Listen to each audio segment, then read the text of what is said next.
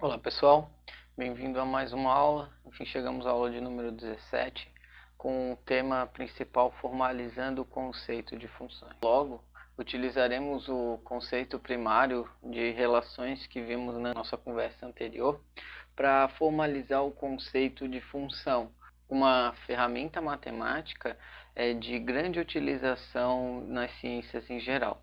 Poderíamos definir função inicialmente como uma relação do tipo que vimos na aula anterior, uma relação entre duas grandezas, só que essa relação, para ela ser uma função, ela deve obedecer um conjunto de regras que descreveremos com bastante detalhe nesta aula. Então, na aula anterior, nós vimos o que era uma relação. Era uma lei que descrevia uma interação entre um conjunto de grandezas que não são independentes. Nessa aula, o que faremos é utilizar a ideia de relação já repassada e especificá-la através de um conjunto de regras como uma função.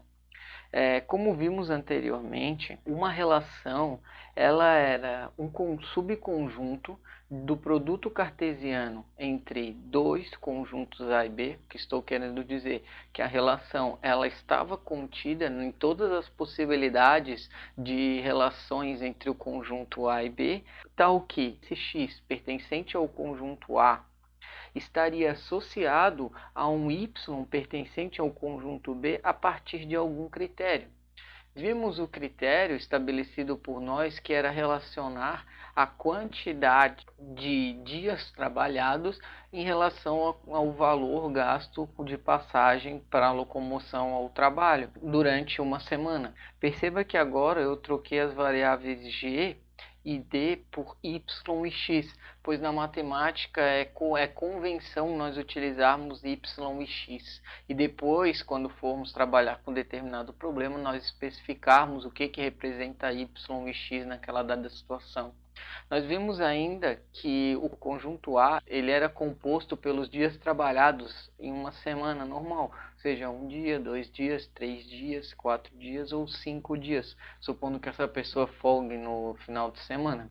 E o conjunto B ele era composto pelo valor pago de passagem em relação à quantidade de dias trabalhados, ou seja, se trabalhássemos um dia, iriam pagar R$ 8, 2 dias 16, 3, 24 e assim por diante.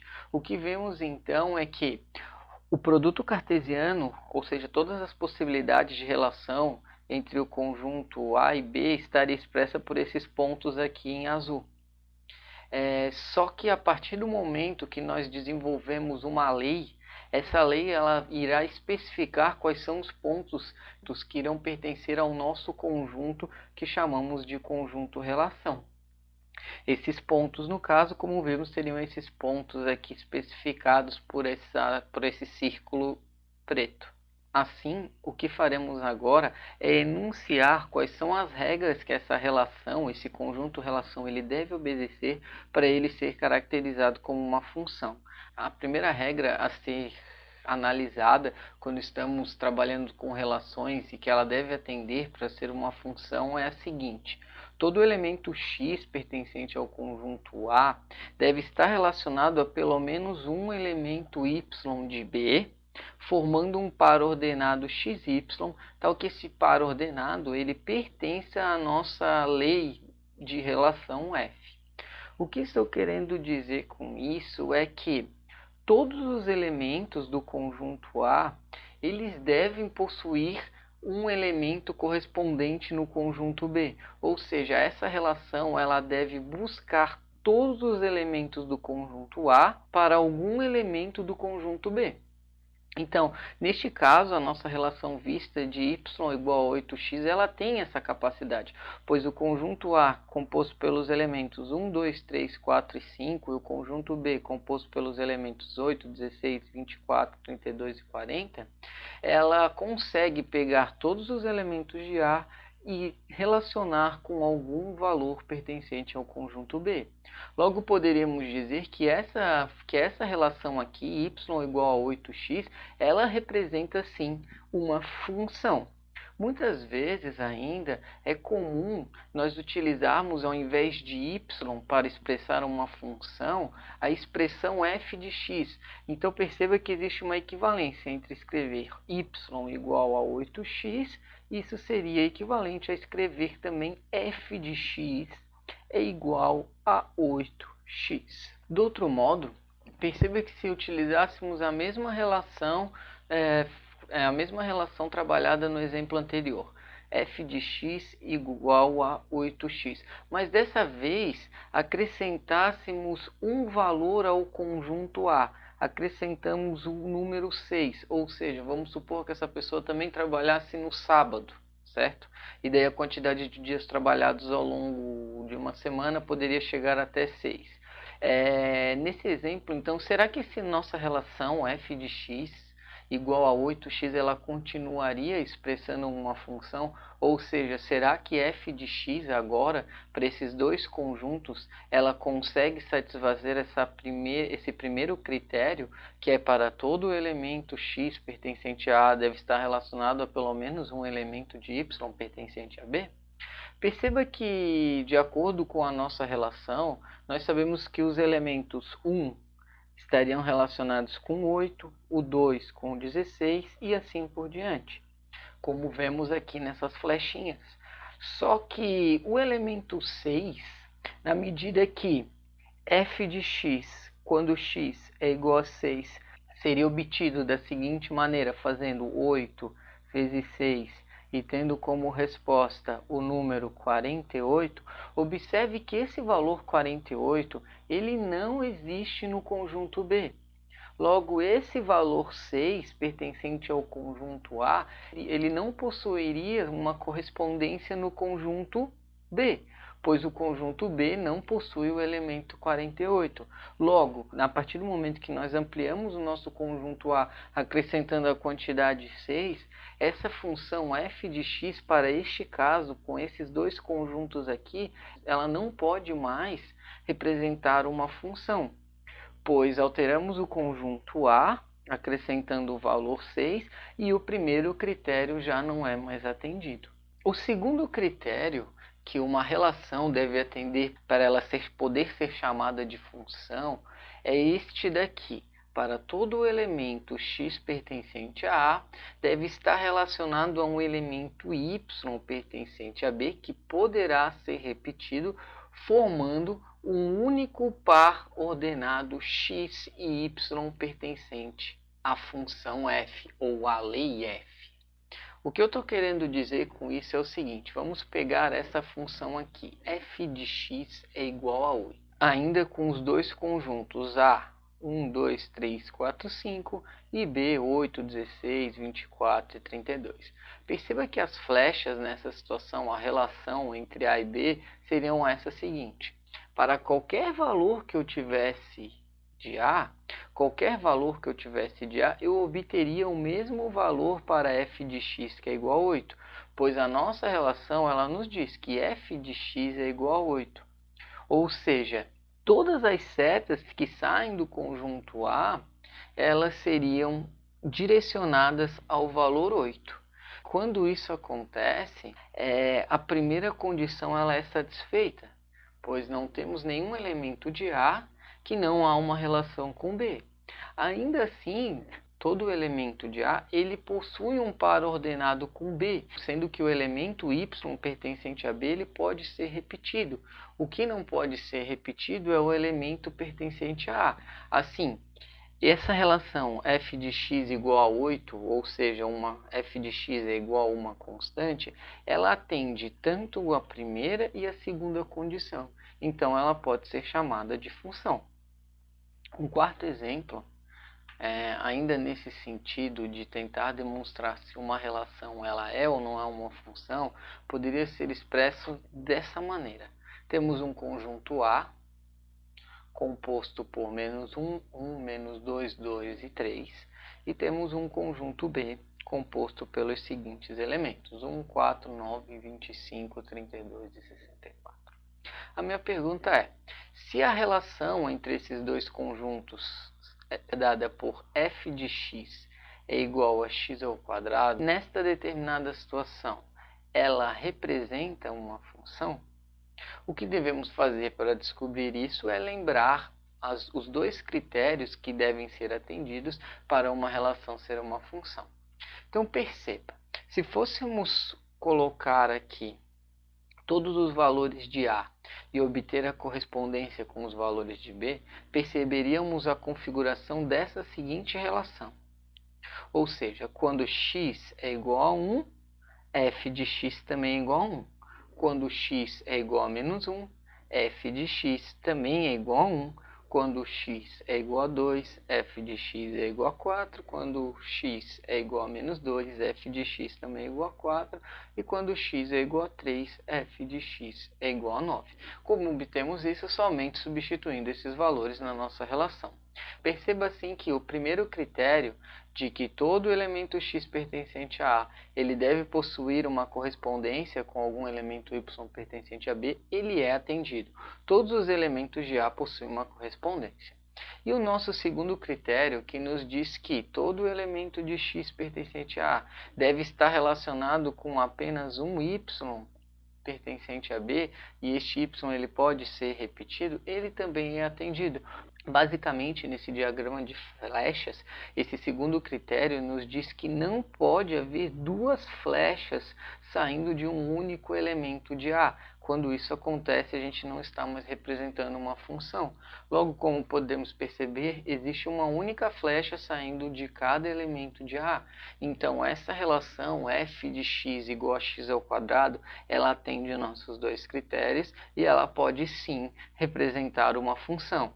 Essa função, quando x é elevado a um expoente ao quadrado, ela também é conhecida como uma função do segundo grau, que será nosso objeto de estudo em aulas posteriores. Vamos para um quinto exemplo, novamente abordando os critérios que avaliam se uma relação é ou não é uma função. Os elementos agora do conjunto A são 0, 1, 2 e 3, e os elementos do conjunto B são menos 1, 0, 1, 2 e 3. Perceba que agora a nossa relação entre esses dois conjuntos é dada da seguinte maneira: f de x ao quadrado é igual a x ao quadrado. O que aconteceria aqui seria que, se pegássemos esses valores de A, como por exemplo, pegássemos o valor 1 e substituíssemos aqui para ilustrar, f de x ao quadrado é igual a 1 ao quadrado, que é o próprio 1. O que aconteceria aqui é que quando quiséssemos achar o valor de f de x, ou seja, passássemos uma raiz nos dois lados, o que aconteceria é que f de x poderia assumir dois valores, mais ou menos 1. O que estou querendo dizer com isso, no final das contas, é que quando x é igual a 1, f de x poderia ser tanto menos 1, como também o valor de 1. Logo, como eu disse há pouco, essa relação ela já não pode representar uma função, pois nós temos duas flechas saindo de um único elemento de A. Logo, esse segundo critério aqui, ele não é atendido. Se fizéssemos isso ainda para os demais valores, nós iremos perceber que os demais valores eles estão de acordo com as duas relações, mas o valor 1 ele não está de acordo. Logo, f de x ao quadrado igual a x ao quadrado não pode representar uma função. Formalmente, então, podemos definir uma função como uma aplicação ou lei que relaciona dois ou mais conjuntos.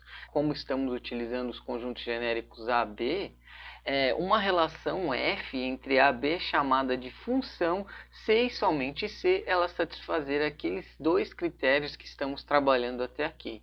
Então, função são relações, certo? Que satisfazem esses dois critérios. Logo, uma função f seria uma aplicação dos valores de A em B, num diagrama de flechas como temos utilizado até então. Ainda retornando a um exemplo anterior, ao exemplo 4, dos conjuntos A como menos 1, 1, menos 2, 2 e 3, e b como 1, 4, 9, 25, 32 e 64, nós podemos caracterizar dois conjuntos de suma importância quando estamos trabalhando com funções, que é o caso do conjunto domínio e o conjunto imagem. O que seria um conjunto domínio e um conjunto imagem? Novamente, se substituíssemos os valores de x como sendo os valores pertencentes ao conjunto A, obteríamos esse diagrama aqui de flechas. Perceba que esse diagrama de flechas ele atende sim os dois critérios, como já havíamos discutido, em que então essa relação aqui, essa lei, ela é uma função. Como poderíamos assim caracterizar o conjunto domínio e o conjunto imagem? O conjunto domínio nada mais é que o próprio conjunto A, ou seja, o conjunto domínio, então ele vai ser expresso por todos os valores que x pode assumir na nossa relação, tal que os critérios de função sejam estabelecidos. O conjunto, por sua vez, chamado de conjunto contradomínio, ele vai ser expresso e vai ser igual ao conjunto B, ou seja, vão ser todos os elementos de y pertencente a B. Com atenção aqui agora que o conjunto imagem, ele vai ser somente os valores que estão no conjunto B, em que há uma relação com o conjunto domínio. Neste caso aqui, do conjunto domínio A saem flechas somente para os valores 1, 4 e 9 do conjunto contradomínio B. Assim, o conjunto imagem dessa situação seriam os valores 1, 4 e 9, pois somente eles estão relacionados com o conjunto domínio. Poderíamos expressar o conjunto imagem como um conjunto composto por todos os elementos de y pertencente a B, para os quais há uma correspondência com os elementos de x pertencente a A. O que podemos ainda perceber aqui é que o conjunto imagem, ele é sim um conjunto que está contido no contradomínio, à medida que o conjunto contradomínio B, ele possui todos os elementos, e enquanto o conjunto imagem só possui os elementos de B em que há uma relação com algum x de A. E assim, como dissemos anteriormente, o conjunto A ele pode ser também chamado, neste caso, de conjunto domínio. Na maioria dos casos, uma função ela é apresentada somente pela lei de correspondência que a define, e diferentemente do modo anterior que apresentamos, que era seguido da sequência, os conjuntos e a lei de definição. Quando isso acontece, que é o caso mais comum, nós devemos partir da premissa que x ele pode assumir qualquer valor real, desde que implique também em um y real. Ou seja, nós devemos analisar x partindo do pressuposto que ele pode assumir qualquer valor, desde que y continue sendo um número real. Para esclarecer essa concepção, resolveremos esses 4 exemplos destacados aqui. Note que no primeiro exemplo, f de x é igual a x mais 1. Partindo do pressuposto que x pode assumir qualquer valor real, existiria alguma limitação para f de x, ou seja, para y, para ela não ser real? Note que aqui não existe, pois se x for sempre pertencente aos reais e 1 também é pertencente aos reais, não tem nenhuma restrição para f de x. Logo, o domínio dessa função aqui seria o próprio conjunto dos reais. Do mesmo modo aqui, haveria alguma restrição em colocar um valor de x aqui para que o f de x ou o y não fosse real? Percebemos que esse 1 aqui ele sempre é um valor real, então ele não vai interferir em nada. E esse x ao quadrado aqui também não apresenta nenhuma restrição, pois x ao quadrado ela já é uma função que é definida nos reais. Qualquer valor que eu colocar aqui para x sempre vai me fornecer um valor real. Então, novamente, o domínio da nossa função, os valores que x deve possuir para que f de x continue sendo real, pode ser qualquer valor real. Não teria graça se a situação sempre fosse assim, então vamos mudar um pouco as coisas. Vamos pegar essa situação aqui. Agora, quais são os valores que eu poderia colocar para x, tal que f de x continuasse sendo real? Ou seja, existe alguma limitação nos valores de x que por consequência vai me dizer qual é o domínio dessa função? Perceba que essa função aqui ela está escrita na forma de a sobre b, ou seja, na forma fracionária, do mesmo modo que definimos os números racionais. Lembrando então dessa definição, nós tínhamos que b tinha que ser diferente de zero.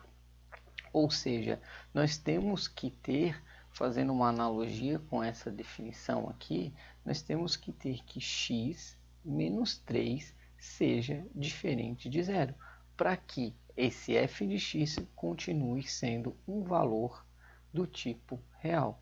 Então, o que podemos fazer é somar 3 unidades em cada lado. Fazendo isso, o que descobrimos é que x pode assumir qualquer valor, desde que ele seja diferente de 3. O que eu estou querendo dizer com isso nessa situação é, essa função f de x é igual a 1 sobre x menos 3. Esse x aqui, se nós substituirmos 3 aqui, vai ficar 3 menos 3 é 0. Ou seja, teremos uma função 1 sobre 0.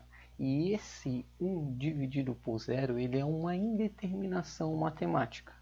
Ele não existe na matemática, tendo como resultado infinito. Logo, x pode assumir qualquer valor menos 3. Então, qual seria o domínio de nossa função? Quais seriam todos os valores possíveis para x? O domínio de nossa função seria qualquer valor real menos o número 3. Partindo ainda dessa mesma premissa, nós temos essa função aqui, uma função raiz quadrada. O que essa função nos diz? F de x é igual a raiz quadrada de x menos 2. Qualquer número que está dentro de uma raiz quadrada, para ele continuar sendo real, ele deve possuir a propriedade de ser maior ou igual a zero. Pois sabemos que no conjunto dos reais não existe raiz quadrada de um número qualquer negativo. Essa raiz quadrada de um número qualquer negativo, ela iria gerar um outro conjunto que não será estudado por nós nesse curso, que é o conjunto dos números complexos. Então, partindo desse pressuposto que o nosso número x ele tem que ser real, o limite dele seria ser positivo. Todos esses valores aqui de dentro da raiz eles devem ser positivos. Então, x menos 2 deve ser positivo. Somando duas unidades em ambos os lados da expressão, nós temos que x deve ser maior do que 2. Ou seja, o domínio da nossa função seria dada por qualquer valor de x, desde que esse valor fosse maior ou igual a 2. Então, escreveríamos da seguinte maneira. O domínio da nossa função seria um x pertencente aos reais, tal que o nosso x fosse maior ou igual a 2. Claro que esses são casos simples de como podemos determinar o domínio de uma função. Podemos ainda juntar essas situações ou criar outras, como por exemplo, um exemplo a mais é que se nós tivéssemos 1 sobre raiz de x. Nós sabemos então que dessa forma x, além de ser diferente de zero, x ele tem que ser maior ou igual a zero. Isso implicaria uma condição que x é só maior que zero, certo? Pois estamos atrelando a condição do exercício C com a condição do exercício D. E poderíamos ficar combinando e ainda apresentando outras situações para determinarmos o domínio de função, mas nos contentaremos com essas 4 apresentadas e suas combinações. Outra característica interessante na determinação de algumas propriedades dessa função é quando vamos determinar o zero dessas funções. O zero de uma função são todos os valores de x para os quais essa função ela é nula, isto é, f de x é zero. Imagine que temos um gráfico aqui, e esse gráfico ele é f de x por x. E esse gráfico de uma função qualquer, dessa maneira.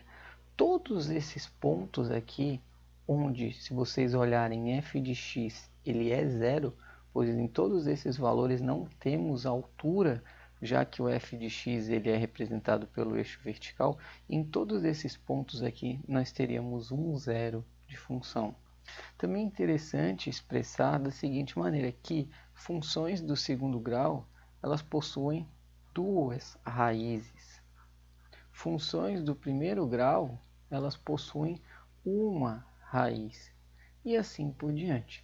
Então, logo, para determinarmos o zero de uma função, nós devemos somente seguir a regra e a definição de o que é um zero de uma função. Lembrando, o zero de uma função vai ser o valor em que f de x é igual a zero. Ou seja, neste caso, a de f de x é igual a x mais 1, o zero da função seria obtido colocando no lugar de f de x o valor de zero.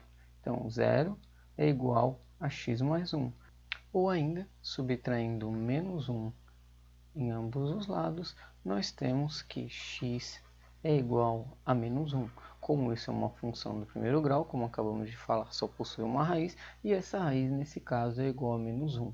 Nós discutiremos muito mais nas aulas posteriores, mas o gráfico desta função seria uma reta, e essa reta, ela cortaria esse eixo aqui, onde f de x é igual a zero, no valor de menos 1.